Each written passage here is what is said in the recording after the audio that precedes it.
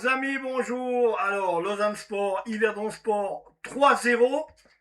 Enfin, on peut dire que on est un peu, on veut dire, rassuré parce qu'on s'était dit que gagner 2-1 contre Brettenrein et le perdre 2-1 contre Xamax, ça pouvait avoir des répercussions sur le niveau de l'équipe qui n'avait pas l'air bien haut.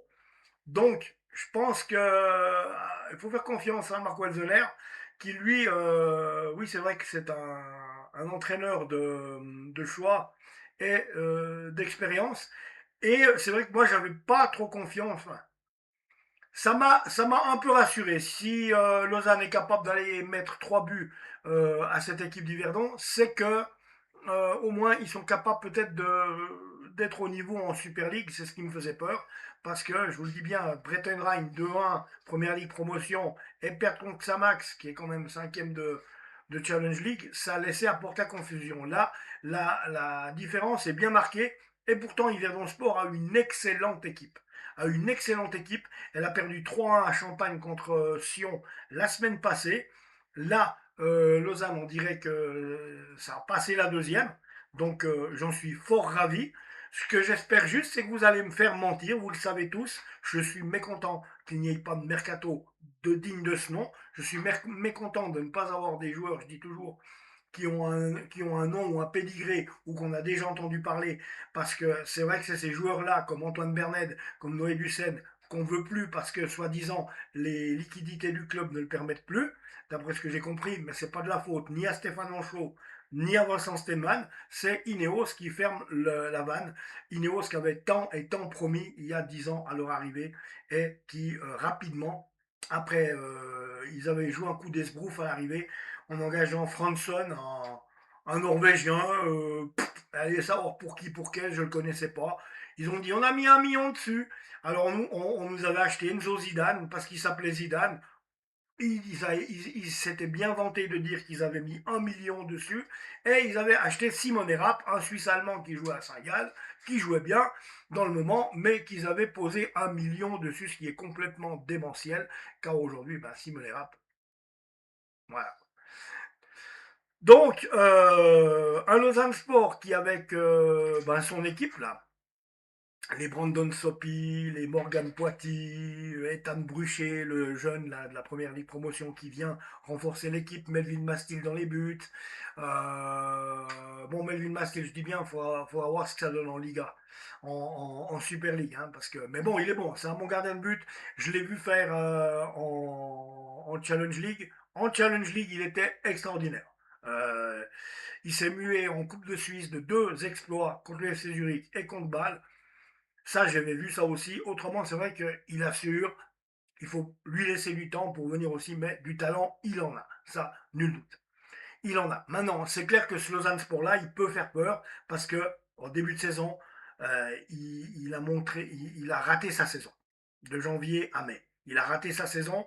Ils nous ont raté le top 6, ce qui nous a tous bien énervés. Et je pense que ce qu'il faut maintenant, c'est ben, calmons-nous, on verra bien. Peut-être, je veux dire, voilà, regardez le FC Thun avec rien, avec personne, on va dire. Hein. Elmin Rastoder, c'était personne il y a une année, champion suisse. Donc, c'est plus la cohésion et le travail qui fait que l'argent, peut-être, et les noms. Mais c'est rare parce qu'il faut quand même des gens d'une certaine expérience. Hein. Il n'y a pas, il y a pas à dire à Yverdon. Ils l'ont bien compris, ils ont bien recruté, mais là, semblerait que du côté d'Yverdon, Marco Andermatt a un peu de peine à faire tourner son effectif à plein régime parce que ben, 3-0 contre Lausanne, c'est pour une équipe qui est quand même pas mal construite à Yverdon. Là, elle sèche, ça fait 2 week-ends de suite qu'elle sèche contre un club de Super League avec une différence bien marquée, surtout hier. Donc j'ai été étonné. Hein. Je dis honnêtement, je pensais plutôt qu'Yverdon allait mettre 3-1 à Lausanne. Je me suis dit, vu Brettenrein 2-1, vu la défaite contre Xamax, Yverdon pouvoir gagner. Donc ce qu'il faut dire que, ma foi, moi je souhaite que du bon. De toute façon, je soutiens aussi cette équipe d'Yverdon Sport. voilà, en tant que chroniqueur. Donc, j'habite Valorbe, je suis du Nord vaudois, je suis vaudois. Vous ne me verrez jamais contre des équipes vaudoises. Donc, il y a ça. Sérieux. Donc, voilà, ouais, alors 3 buts à 0. Bien claqué. C'est ce qu'il fallait du côté de Lausanne pour essayer de se redonner un petit moral à 2 semaines. J'ai envie de dire à 2 semaines, c'est ça? À 2 semaines ou à une, je sais plus, du coup d'envoi du championnat 2026-2027. Donc, bah, c'est rassurant.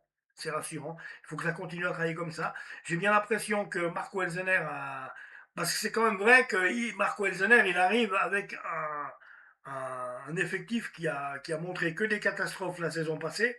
Et là, il faudra voir dans le temps s'il a réussi un petit peu à les remanier, à les rebooster, parce que ça arrive aussi. Dans ce cas-là, on pourra déjà dire qu'il y a un excellent entraîneur, si c'est le cas. On pourra dire qu'il y a un excellent entraîneur à la tête du Lausanne Sport, donc on va le laisser travailler, on va les laisser bosser et voir ce qui nous amène et avoir confiance en eux, tout en sachant qu'on n'est pas le Real Madrid et d'accepter cet état de fait. Et advienne que pourra, il se passera ce qui se passera. Allez Lausanne, et puis voilà.